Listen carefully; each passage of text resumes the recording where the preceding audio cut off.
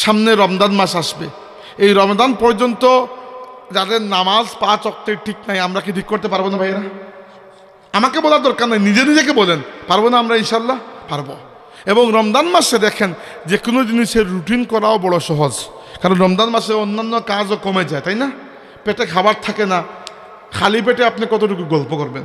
এই জন্য রমজান মাসে রুটিন করা সহজ। আল্লাহর ওয়াস্তে বাকি সমস্ত ওয়াজ নসিহত বাদ দেন, পরের কথা। প্রথমে নামাজ ঠিক করে ফেলেন। আল্লাহর নবী বলেছেন, ইন্না আউয়ালা মা ইউহাসাবু বিহিল আবদু ইয়াউমাল কিয়ামাতি বিন আমালিহি সালাতাহু। কিয়ামতের দিন বান্দার আমল থেকে প্রথম যে আমলের কথা আল্লাহ জিজ্ঞেস করবেন, হিসাব নেবেন, সেটা হচ্ছে নামাজ। নামাজ ঠিক থাকলে বাকি হিসাব আসবে, নামাজ ঠিক না থাকলে আল্লাহ ফিরেও দেখবেন না আপনি আর কিছু করছেন কিনা।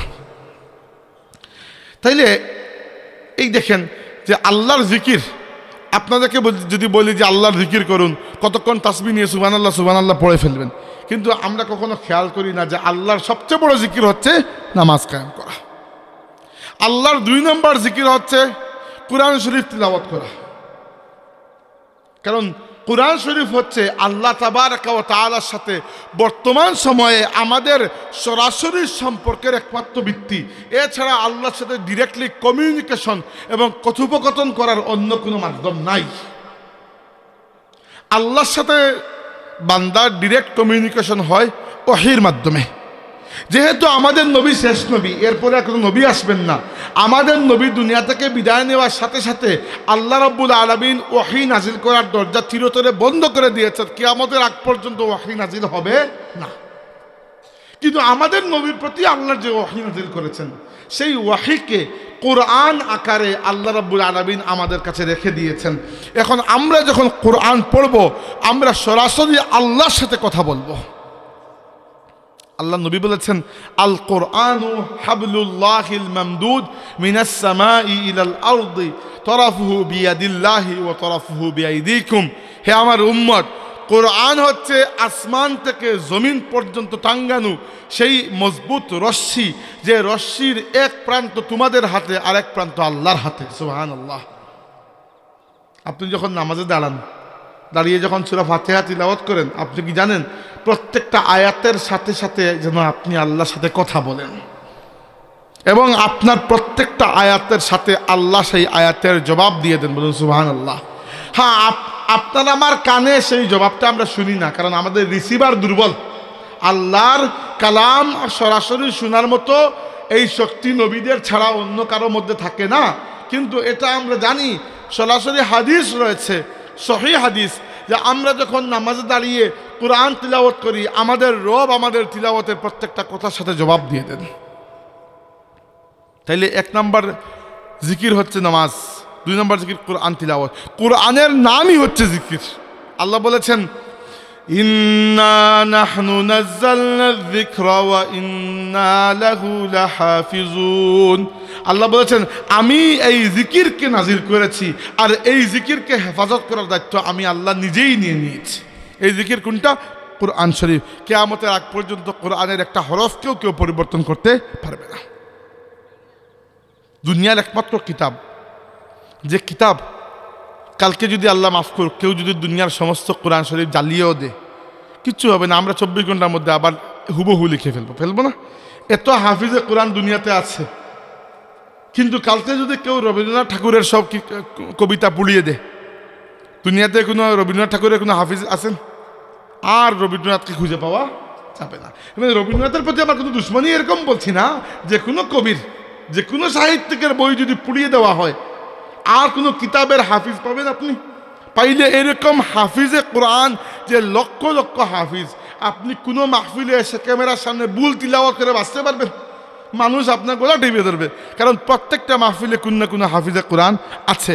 তো আল্লাহ তার কিতাবকে 1 নম্বর মাহফুজ করেছেন লাউহে মাহফুজের মধ্যে, 2 নম্বর তার বান্দাদের সিনার মধ্যে। এই জন্য আল্লাহ নবী বলেছেন, হাফিজে কোরআনের কত মর্যাদা। আল্লাহর রাসূল বলেছেন, ইন্না মিন ইজলালিল্লাহি তাআলা আন আকরামা যিশাইবাতিল মুসলিম ওয়া হামিলিল কোরআনি ওয়া ইকরামি আল হাকিমিল মুকসিত। যে ব্যক্তি দাড়ি পাকা মুরব্বীকে সম্মান করে, হাফিজে কোরআনকে সম্মান করে এবং ন্যায়পরায়ণ ভালো ন্যায়পরায়ণ শাসককে সম্মান করে, সে যেন সরাসরি আল্লাহকে সম্মান করে ফেলেছে। দাড়ি পাকা মুরব্বীদেরকে সম্মান করতে হবে, কারণ আল্লাহ নবী বলেছেন, মাল্লাম ইয়ারহাম সগীরানা ওয়ালাম ইউআক্কির কাবীরানা ফালাইসা মিন্না। যে ব্যক্তি আমাদের মধ্যে ছোট বাচ্চাদেরকে মায়া করে না, দয়া করে না, আর যে ব্যক্তি আমাদের মধ্যে মুরব্বীদেরকে ইজ্জত করে না, সে আমার উম্মতের অন্তর্ভুক্ত নয়। নাউজুবিল্লাহ। তার মানে ছোটদেরকে দয়া করা এবং মুরব্বীদেরকে ইজ্জত করা আমাদের ইমানি দায়িত্ব, তাই না? এবং আপনারা যারা ফুলতলি সাহেব কিবলা রহমতুল্লাহি আলাইহিকে দেখেছেন যে সাহেব কিবলার হাতে বায়াত হয়েছেন, আপনারা জানেন তাওবা বায়াতের পরে ফুলতলি সাহেব কিবলা রহমতুল্লাহ যে কয়েকটা নসিহত করতেন, এর মধ্যে একটা হচ্ছে বড়কে সম্মান করবে আর ছোটকে দয়া করবে। তো যদি বলছিলাম যে আল্লাহ তাবারাকা ওয়া তাআলা আমাদের জন্য কোরআন শরীফকে আল্লাহর জিকির বানিয়ে দিয়েছেন। তাহলে 1 নম্বর জিকির নামাজ, 2 নম্বর জিকির কোরআন তিলাওয়াত, 3 নম্বর জিকির হচ্ছে জিকিরের সেই বাক্য যেটা আমরা সবাই জানি। এই বাক্যটা হচ্ছে লা ইলাহা ইল্লাল্লাহ। অনেক কিছু দিয়ে আল্লাহকে ইয়াদ করা যায়, কিন্তু আল্লাহ নবী বলেছেন আফদালুজ যিকরি লা ইলাহা ইল্লাল্লাহ। সর্বশ্রেষ্ঠ জিকির হচ্ছে লা ইলাহা ইল্লাল্লাহ। এই জন্য আমাদের মুর্শিদ আল্লামা ফুলতলি সাহেব কিবলা রহমতুল্লাহি আলাইহি যতগুলা তরিকার সবক আমাদেরকে দিয়েছেন, প্রত্যেকটা তরিকার সবকের প্রথম যে জিকিরটা হচ্ছে সেটা হচ্ছে লা ইলাহা ইল্লাল্লাহ।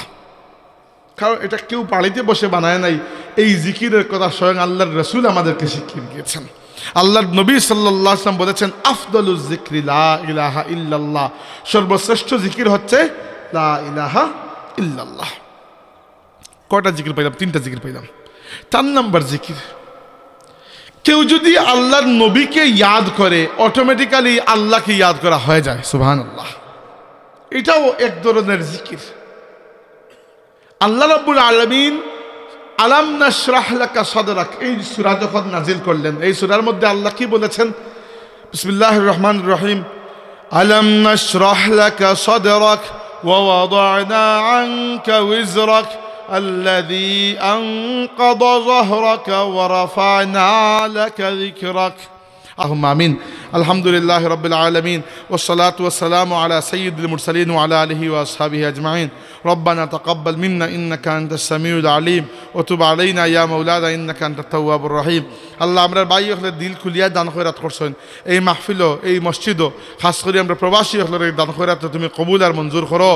দেশে প্রবাসে তোমার বান্দা হলে যারাই দান খয়রাত করছেন, তোমার বান্দা হলে দান খয়রাত কবুল করো। এর ওসিলা তারার মুর্দেগানরে তুমি মাফ করিয়ে দাও মৌলা।